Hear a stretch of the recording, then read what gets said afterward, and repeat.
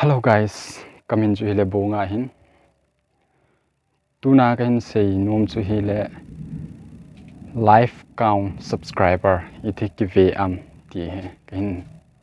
say nom hin. Je chun ka channel hi subscribe lo ni hile noi lang na. Ai la ga ki pan pai tau tin. Chu hoya ko na bol du ham ti le internet ai lo chrome ko na ilut ki tu hin. Cha he lut jo ting leo internet na chu search du hai na YouTube ti ai search du hai chi internet chrome hi YouTube dinga phana phat chom hin itam thil edit na dinga na phana phan hin direct YouTube apps ma ho imacha phacha ki edit thelo hai na information phacha ki pe thelo hai hi chon cha he aphai hin ten lai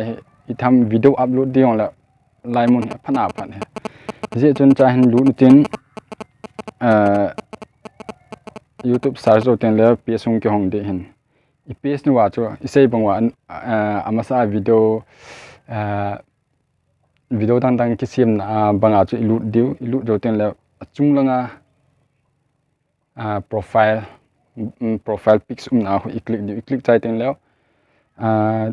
your channel I click the hilo le YouTube studio na idei pen na click the can your channel kat in tizo ting le customize channel si mi ekit de si customize channel mi zo ting le page tha hong ki hong den chu YouTube studio YouTube creator studio ki te hin chu page hong ki hong ten le hong ki hong zo ting le chun I khat de hin I tham abolding dan na details na account na YouTube ma chu subscriber is at ham ahilo la what time is at ham ten na channel chu chi phanam ti ho bona de hin network hoi pon thema ga ha nu ten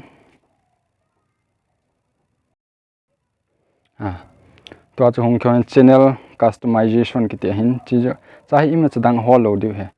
aning langa hi na profile bang lim khat mungkin in tin cha he na hol de analyze tik ki ti he analyze tik ki ti hi na me chai teng le na profile hong ki hong de na profile di ta ki le your channel get subscriber like view ti ho bo na hong ki sun ti hin ten le na video yong them khat top 10 video ti ho na hin so de hin aning langa chu chi ki na hele cha he real time update live ki te hin ten le subscriber see live count ki te hin cha hi imi ateng le nangin iti na vet no mam na subscribe apet pe na subscribe hin bol update chi nge che aphat na chu enno ga ve na o tu a he chi subscriber a hong ti he ga he the he chi video wa he nang dinga phat chom na he le do like subscribe and comment na ten question itham ne het lo khat nong chu ne hin do thei na comment na hin tai ma ne hin do thei he okay chen chu hin tin tu na video ki pa